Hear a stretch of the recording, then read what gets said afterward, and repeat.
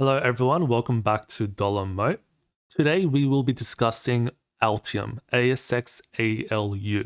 However, in this video we will only be discussing the earnings report that was released and we will not be taking a more macroeconomic view. So if you don't know what Altium is, this video may not be very useful. After 8 years of consecutive double-digit growth, Altium has experienced declines in their financial performance. Their revenue was $80 million, which was down 4% compared to the previous corresponding period.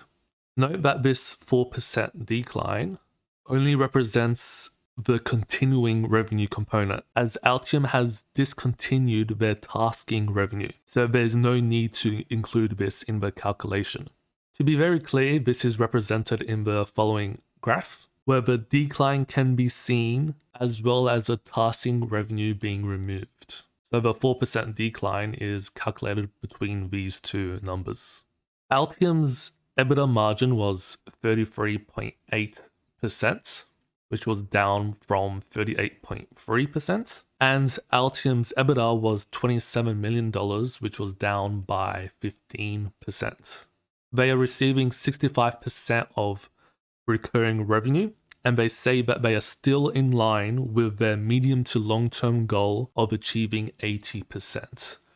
Also, operating cash flow reduced from 20.8 to 18.7 million, which is a 10% decrease, and free cash flow reduced from 18.7 to 16.7 million.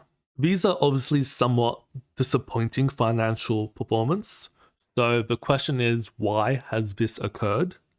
There are three main reasons, which include obviously the impact of COVID, the tasking divestment, as well as the pivot to the cloud. The impact of COVID on Altium was primarily limited to new license sales in its board and systems business, particularly within the professional channel where the cycle time of deals has lengthened. Further, as extreme COVID conditions hit the US in particular, as well as Europe, this has of course affected the spending sentiment of Altium customers. The geographic distribution of revenue is evident in this table. America decreased by 10%, EMEA increased by 2%, China dropped by 15%, as well as the rest of the world increased by 13%. Note that the rest of the world includes Oz, so Australia and New Zealand. This increase is mainly because the Australian and New Zealand COVID situation was not as extreme when compared to the other regions. Second, their tasking divestment occurred, which will affect the numbers somewhat. Altium says they decided to sell as it does not fit into their strategic goal of transformation and the ultimate 2025 goal of $500 million of revenue. This sale was completed on the 5th of February 2021 for US $100 million in cash, with a further US $10 million conditional upon achieving revenue targets in fiscal 2021. Altium has said they will use this money for future M&A, so for future mergers and acquisitions, particularly for their cloud platform Altium 365.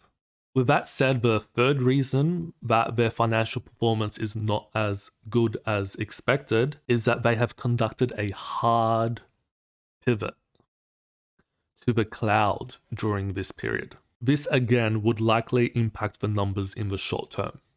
However, on the point of pivoting to the cloud, this is one of the more prevalent and points to note from the earnings report. That is, they are still maintaining their strategy. I am not going to investigate their strategy in detail. I might do that in one of my more normal videos, but are not entirely focused on their earnings report. However, Altium now has two complementary engines of growth. So one, their CAD software for dominance, and two, Altium 365. That is their cloud platform for transformation. Altium has also brought forward the creation of a new business unit called Nexa to build an ecosystem for the direct monetization of Altium 365. This will allow for full direct monetization across both the board and system, as well as the Nexa business units. Further, it is also worthwhile to note that Altium 365 was released on May 2020 and is growing and being adopted at a good rate. In this graph, you can see that there are over 4,400 companies and more than 9,300 active users. On a separate point, it is also important to note that their subscription pool has increased by 12% to 52,157. There was also a strong uptake in term-based licenses, which increased by 166% in the first half. This is said to be a positive sign of customers moving to the cloud, which is part of the long-term strategy of Altium. In terms of the future, Altium states that a stronger second half of FY 2021 is expected, despite tough macroeconomic challenges remaining. They still remain confident of achieving their 2025 target of US $500 million and 100,000 subscribers.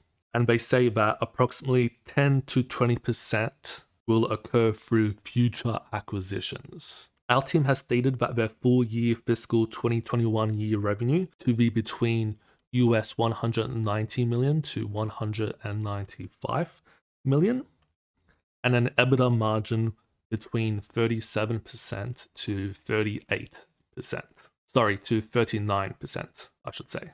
So between 37% and 39%. Overall, this is Altium, ASX, ALU, and its earnings report. Given the macroeconomic environment and the clear reasons given for the not so great financial performance, it can be understood why the numbers have dropped. Now is the time for Altium to regain momentum and see if they can execute on their strategy. If you want a full in-depth video on Altium, its business model and strategy, let me know.